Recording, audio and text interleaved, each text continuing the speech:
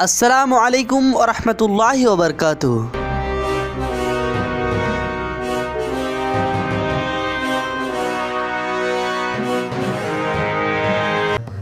سانپ اور مور جنت میں رہتے تھے، مگر سانپ اور مور کو جنت سے کیوں نکالا گیا، اس کے بارے میں جانیں گے اس ویڈیو میں۔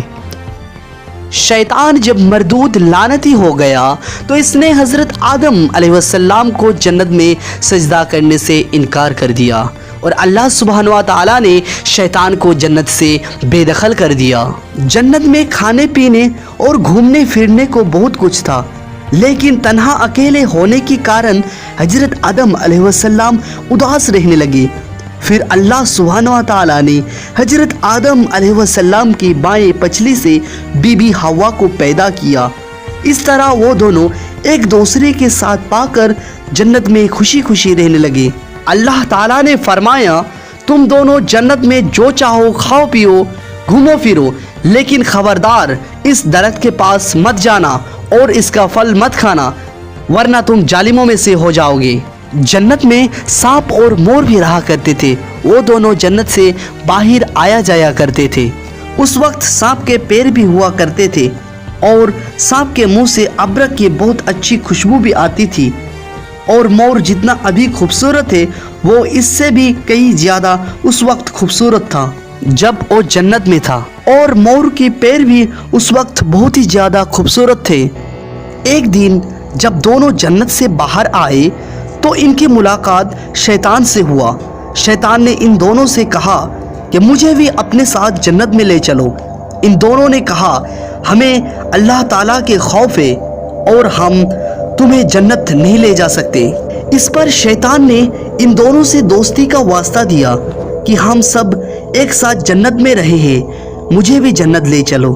اس پر سانپ نے شیطان کو مشورہ دیا کہ تم سانپ بن جاؤ، مور تمہیں نگل لے گا اور جنت میں لے جا کر اگل دے گا، اس طرح کوئی تمہیں دیکھ نہیں سکے گا۔ شیطان فوراً سانپ بن گیا اور مور نے اسے نگل لیا، اور اس طرح شیطان جنت میں دخل ہونے میں کامیابی ہو گیا۔ شیطان نے جنت میں حضرت آدم علیہ السلام اور بی بی حوا سے ملاقات کیا اور کہا، میں تمہارا دوست ہوں، تم نے جنت میں ابھی تک اس درخت کا پھل کیوں نہیں کھایا؟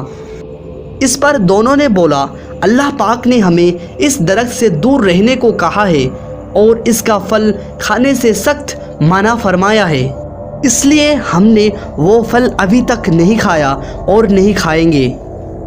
جب حضرت آدم علیہ السلام سو گئے تو شیطان بی بی حوا کے پاس آیا اور اسے بہکانے لگی اور کہا کہ اللہ تعالیٰ نے تمہیں وہ پھل اس لیے کھانے سے منع کیا ہے، کہیں وہ پھل کھانے کے بعد تم فرشتہ نہ بن جاؤ اور ہمیشہ کے لیے جنت میں ہی نہ رہنے لگو۔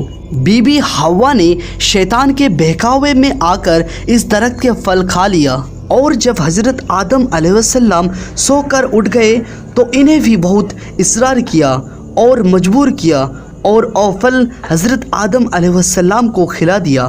جیسے ہی ان دونوں نے اس درخت کا پھل کھایا، ان کا جنتی لباس اتر گیا۔ تبھی اللہ تعالیٰ نے ان دونوں سے کہا، میں نے تم دونوں کو اس درخت کے پاس جانے سے اور اس کا پھل کھانے سے منع کیا تھا۔ اللہ تعالیٰ نے حضرت آدم علیہ السلام اور بی بی حوا کو جنت سے نکل کر زمین پر بھیج دیا اور ان سے کہا کہ زمین پر ایک خاص وقت تک تمہارا ٹھکانہ ہے اور تم زمین پر ہی رہو گے۔ اللہ تعالیٰ نے شیطان کو جنت میں لانے کے لیے مور کی خوبصورتی چھین لی۔ جس پیر سے شیطان کو جنت میں لایا، اللہ تعالیٰ نے مور کی وہ پیر بدصورت بنا دیا۔ جس منہ سے سانپ نے مور کو شیطان کو مدد کرنے کے لیے مشورہ دیا، اللہ تعالیٰ نے سانپ کی اس منہ کا ابرک کی خوشبو چھین لی اور اس منہ پہ زہر ڈال دیا، اور سانپ کے پیر چھین کر مور اور سانپ کو جنت جیسی جگہ سے ہمیشہ کے لیے بے دخل کر دیا۔ اس لیے مور آج بھی اپنی پروں کو دیکھ کر خوشی ہوتا ہے، لیکن جب بھی اپنے پیر دیکھتا ہے تو اس کو رونا آتا ہے۔